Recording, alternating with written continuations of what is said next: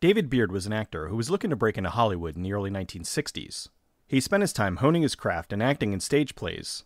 After not feeling well for some time, he went to the hospital where he discovered he had Crohn's disease. He loved acting, but with Crohn's, it would be impossible for him to do his performances night after night, so he decided to switch to writing and directing. It was hard to find a directing job at the young age of 22, so he used his connections he made while acting, and was able to buy an abandoned restaurant and turn it into a theater. The theater was successful, but incredibly draining on Beaird. Doing a play every night was exhausting. He decided to pack it up and move to Hollywood because in his mind, making movies had to be easier than making plays. He moved to LA in the mid-70s and did what he knew. He opened a theater. Through this, he used it to meet people in various levels of the industry. During this time, Beaird was looking to direct his first film, although he was having trouble finding funding. After a few years, he met a real estate agent who wanted to become a writer. Since Beaird was an accomplished writer, he helped the guy out as best he could. The agent was so grateful, he vowed to help him back his first feature production. Beaird knew if he wanted to break into film, he had to make something that was commercially viable. It was now the early 1980s, and at the time, teen sex comedies like Porky's were box office gold. Beaird wrote his own take on the genre called The Party Animal. The agent kept his word and helped him fund the picture. Before The Party Animal was released, it caught the attention of the studio Crown International. Crown was known for making and distributing various knockoffs and exploitation films like Galaxina and Malibu Beach. There was a buzz around The Party Animal and they wanted to distribute it. Crown approached the producers, but they turned them down. Not missing an opportunity, Crown contacted Beaird about a project they had. It was a script about a girl chauffeur that they thought had potential. They didn't like the first draft, so they offered it to Beaird to rewrite and direct for half the money they paid the original guy. He asked what it was about, and they told him it was a female-driven comedy that would be 1/3 her driving, 1/3 her in the limo interacting with the clients, and the last third was whatever BS he wanted to make up. He was intrigued and thought he could mold the film into an offbeat love story. Beaird agreed and started looking into the script that at that point was called A Class Act. He spent about a week rewriting the script. He took inspiration from the screwball comedies of the 30s and 40s like Bringing Up Baby, but with a hefty dose of 80s flair. His idea was that a girl gets a job working for a chauffeur establishment that's run by a bunch of grouchy old men that don't want her. Much like how it was presented to him, he had it broken up into parts. He had 4 driving vignettes where she'd be interacting with the client, and the rest would be an overarching story to tie the whole thing together. Crown was run by the president and CEO, Mark Tenser, along with his wife Marilyn, the head producer. When Beaird presented the script, Marilyn liked it, but Mark didn't. In fact, he said it was shit. "What are you doing? Is this art? We don't make art films here." He felt the movie moved too far away from the Crown model, too far from something like the Pom Pom Girls. Being that this was Crown, they required the film to have a fair amount of nudity. Their mix was to take a classic actor, put in X amount of breast shots, and have something big happen every 20 minutes. When Beaird wrote it, he thought he might not have to insert as much TNA if there was enough street cred with the dialogue and plot. Tenser wanted him to rewrite it. Beaird took a look at what he wrote and was proud. Rather than redo the entire thing, he just added in certain words. He didn't change anything with the structure or the dialogue, just added some dirty descriptions that would mean nothing when they actually filmed. He showed the new script to Tenser, who read it and said, "Now that's a script!" Crown had their own crew, so Beaird didn't have to hire anyone. The casting director brought in a ton of talent to play the old chauffeurs. Sean McCleary, John O'Leary, Julius Harris, Howard Hessman, and more. They hired E.G. Marshall to be the owner of the Brentwood Limo Company. While he's had an incredibly long career in filmmaking, he's probably best known for his part in Creepshow. They stacked the cast with classic actors who could do the required banter easily. The oldest chauffeur was played by Vance Colvig Jr., who was the son of the original Bozo the Clown, and also played Bozo from 1959 to 1964 on KTLA-TV in Los Angeles. Beaird had his friend Leland Crook come in to audition for the part of the rock star Catfight. He worked with him before on The Party Animal. Mark Tenser said he wouldn't work for the part because he was supposed to be English, a stereotypical Britpunk like Sid Vicious or Johnny Rotten. Beaird was stunned because this was the first he had heard of any of this, which was funny considering he wrote the character and didn't have him English in the script. Crook dyed his hair, put on a fake accent, and came back to audition. This time he got the job. For the 2 leads, they hired Sam Jones and Deborah Foreman. Jones had a huge breakout role as the lead in the 1980s Flash Gordon. However, he was skeptical about taking the job because of how poorly he was treated in the film. The studio needed him to redub some of his lines, But since they never properly paid him for his work in the film, he refused. Because of this, all of his lines in the movie are dubbed by someone else. They assured him this production would not be like that at all, and he agreed to join. Deborah Foreman started her career as a model when she was 13. When she turned 18, she moved to California to be an actress. After a few roles in some TV shows and some made-for-TV movies, she landed the lead in the cult hit Valley Girl. When she auditioned, they loved her and cast her for the lead role of Casey Meadows. They had a decent amount of time for pre-production. During this time, Beaird wanted to make sure the leads had the tone of the movie down, so he brought them to his house and had them watch tons of comedies from the 40s. After that, they had a few weeks for rehearsals. Foreman went with the costume lady to get the clothes for Casey. Since the Madonna look was the thing at the time, they went to thrift stores and pieced together her entire wardrobe. They rented a mansion, the Ramsey Durfee Estate in Los Angeles, which is where they planned to shoot most of the film.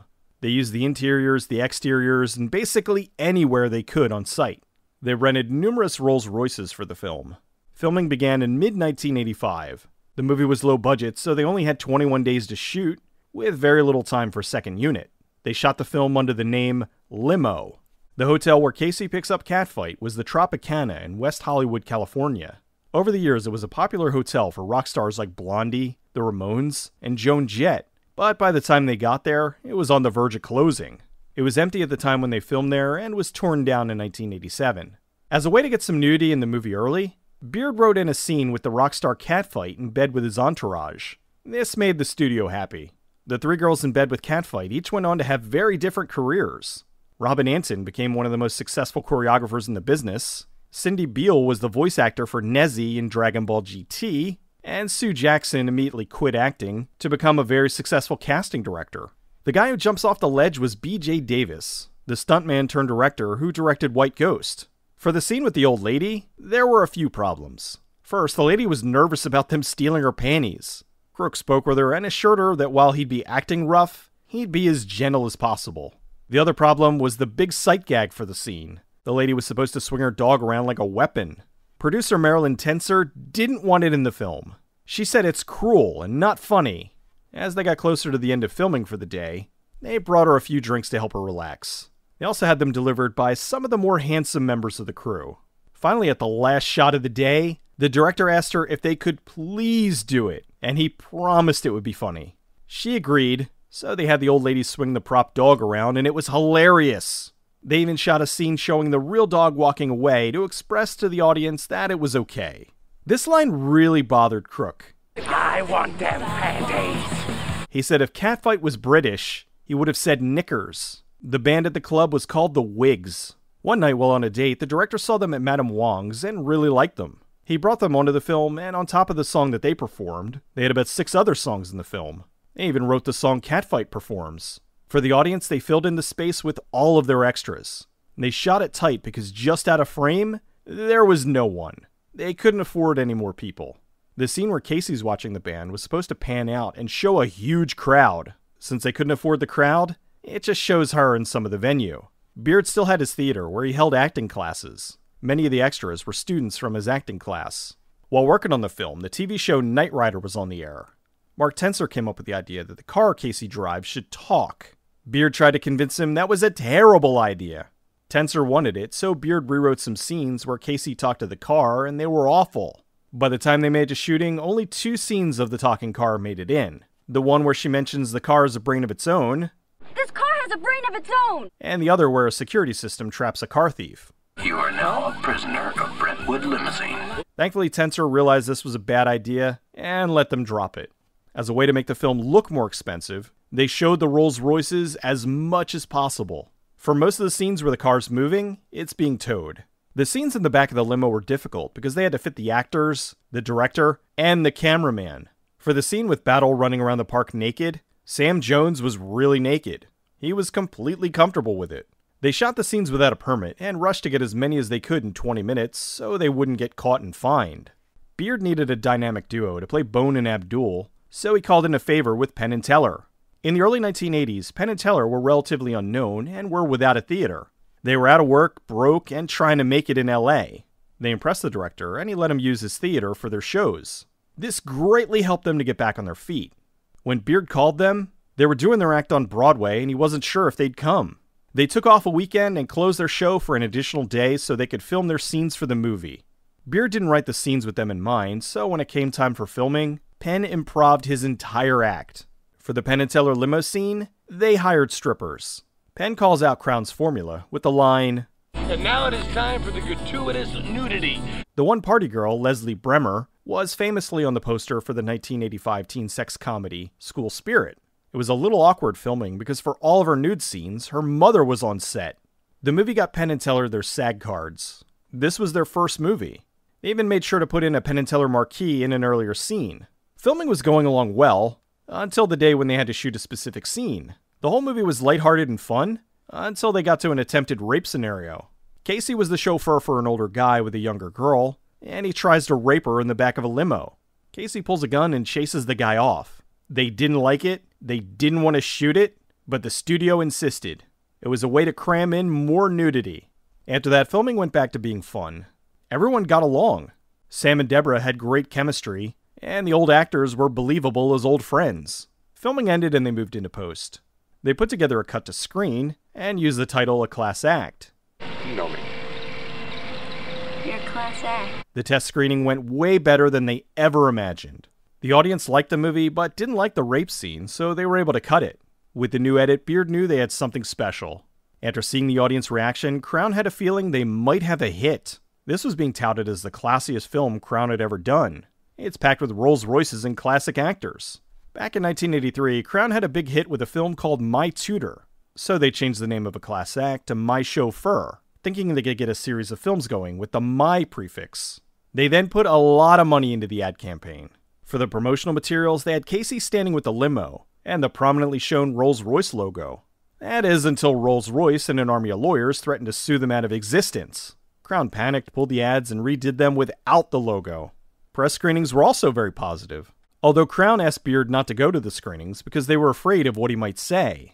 Critics praised the film, saying it captured the madcap annex of a 40s comedy with the stylings of the 80s.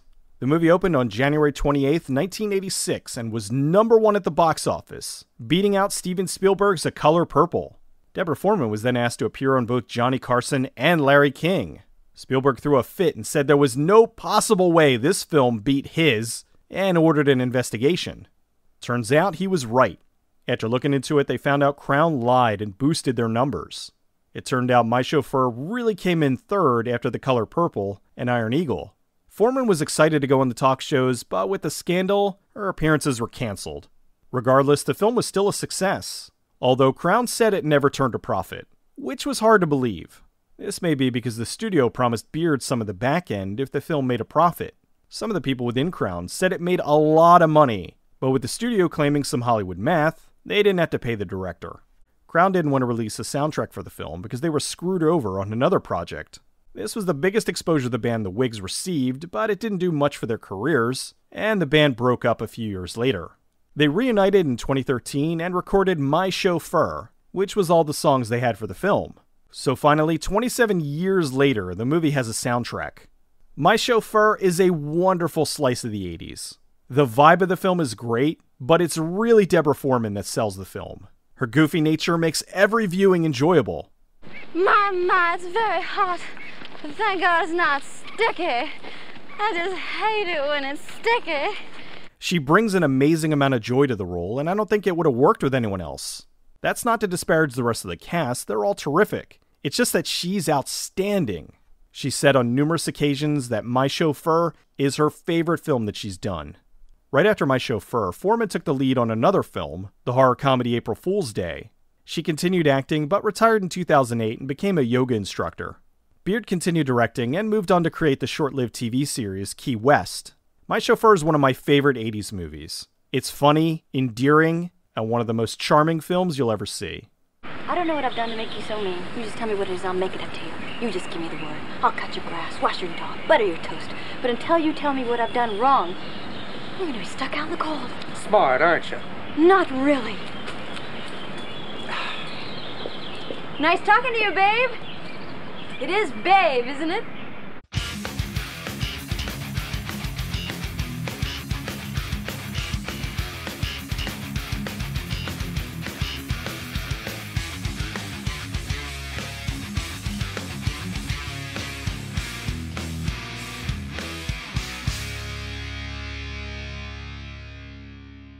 seen enough titties in my time.